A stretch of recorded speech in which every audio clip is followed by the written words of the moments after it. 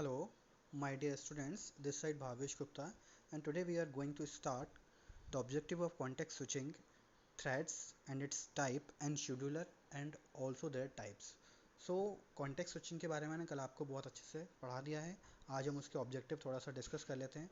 The main objective is of process switching कहें या फिर कॉन्टेक्स्ट स्विचिंग कहें, is to interrupt a running process and assign the control of operating system to the different process which want to execute accomplished its goal. देखिए objective वही है जो मैंने आपको कल स्टार्टिंग में भी बताया था कि कॉन्टेक्स्ट स्विचिंग जिसे हम प्रोसेस स्विचिंग का नाम दे रहे हैं उसका ऑब्जेक्टिव ये है, अगर कोई ऐसी सुपीरियर जिसकी प्रायोरिटी हाई हो, ऐसी प्रोसेस अगर कोई आती है, प्रोसेसर अगर किसी काम में बिजी है तो प्रोसेसर जिस काम में बिजी हो उस काम को छोड़कर वो पहले उस प्रायोरिटी को हैंडल करेगा. जैसे आपका प्रोसेसर सपोज दैट आप सॉन्ग सुन रहे हैं, सॉन्ग सुनते सुनते अगर आपने प्रिंटर कनेक्ट किया तो भले ही सॉन्ग रुक जाए कुछ सेकंड्स के लिए, बट प्रिंटर की प्रायोरिटी हाई हो जाएगी और प्रिंट देना पड़े या फिर हो तो प्रोसेसर उस काम में पहले लग जाएगा. ठीक, तो उसी तरीके से अपना वो क्या है कि प्रोसेस को स्विच कर लेगा एक स्टेट से दूसरे स्टेट में, फिर दोबारा से घूमकर उसी में आएगा. इसी चीज़ को हम बोलते हैं कॉन्टेक्स्ट स्विचिंग. यही इसका मेन ऑब्जेक्टिव है. अब बात आती है thread. What does it mean?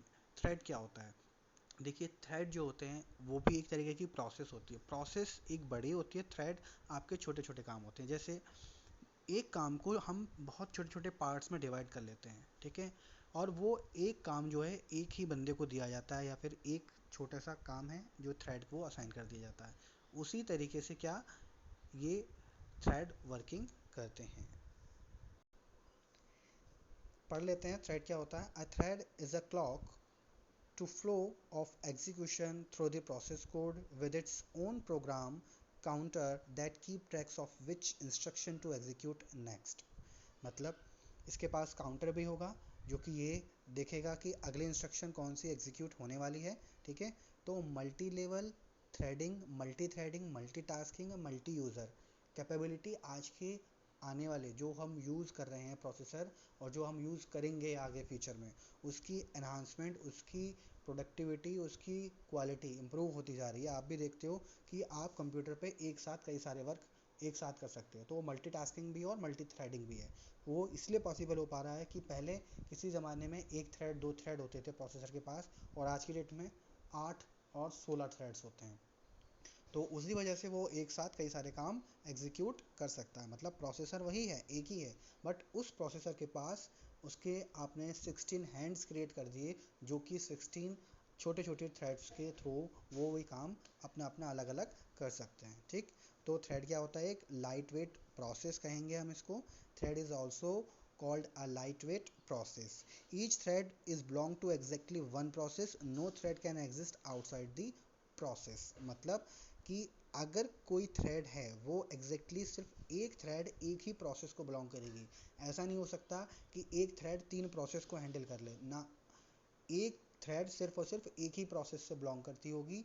मतलब एक थ्रेड के थ्रू आप एक ही प्रोसेस को हैंडल कर पाएंगे, उसका काम कर पाएंगे, या चाहे आप उससे विंडोज़ मीडिया प्लेयर के थ्रू आप सॉन्ग सुनना चाहें, या वेब ब्राउज़र ओपन करवा लीजिए, या फिर आप उससे नोटपैड ओपन करवा लीजिए. XYZ आप कुछ भी काम कराएं, वो एक थ्रेड सिर्फ एक ही काम में लगेगी. ठीक, उसी तरीके से जो आपकी थ्रेड है वो प्रोसेसर से बाहर कभी भी एग्जिस्ट नहीं कर सकती, ना ही वो प्रोसेस से बाहर एग्जिस्ट करेगी. क्यों? क्योंकि थ्रेड वर्क ही तब करती है जब प्रोसेसर को वो असाइन हो जाती है प्रोसेस, और वो प्रोसेस के अंदर जो वर्क होना होता है वो थ्रेड हैंडल करती है. ठीक, तो इसी को हम बोलते हैं थ्रेड. अब टाइप्स ऑफ अ थ्रेड कितने तरह की होती हैं? दो तरह की होती हैं, यूज़र लेवल थ्रेड और कर्नल लेवल थ्रेड. अब देखेंगे यहाँ पर यूज़र लेवल थ्रेड और कर्नल लेवल थ्रेड.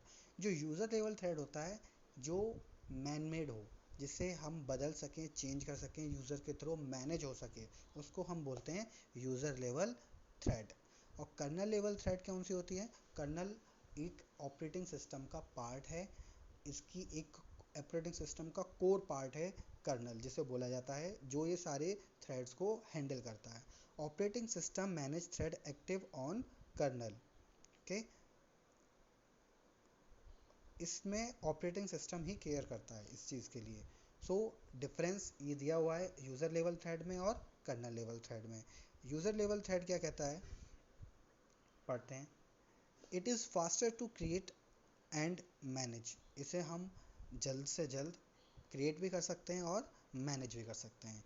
अगर हम वही बात करें ऑपरेटिंग सिस्टम के कर्नल की, तो वो ये काम इतनी जल्दी नहीं कर पाएगा। It is slower to create and manage, operating system का जो कर्नल होता है।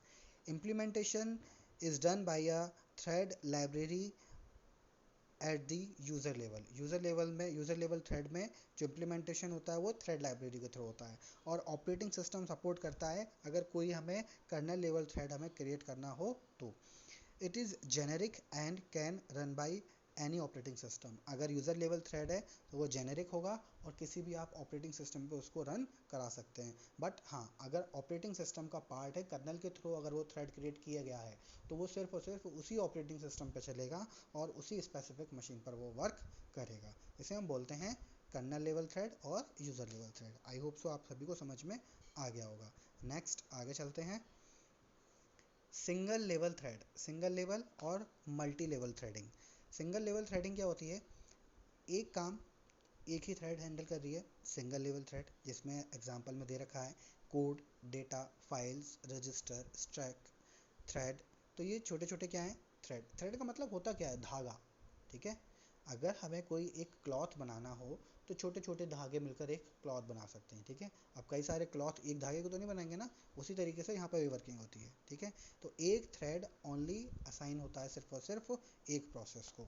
तो सिंगल लेवल थ्रेडिंग में एक सिंगल थ्रेड एक ही काम कर पाएगा, चाहे आप उससे कुछ भी करवा लीजिए, चाहे डेटा को फीड करा लीजिए, डेटा इन करवा लीजिए, डेटा आउट करवा लीजिए, फाइल ओपन करवा लीजिए, स्टैक में एंट्री करा लीजिए, चाहे रजिस्टर में उसको गो थ्रू करा के प्रोसेसर तक पहुंचवा लीजिए। ठीक, एक ही काम कर सकता है। मल्टी लेवल थ्रेडिंग में क्या होगा? देखिए, मल्टी लेवल थ्रेडिंग में यहाँ पर multi level threading is the ability of any operating system process to manage its use by more than one user at a time. एक समय में एक से ज़्यादा यूज़र उस ऑपरेटिंग सिस्टम को मैनेज कर सकते हैं और ability to create multiple thread at a same time.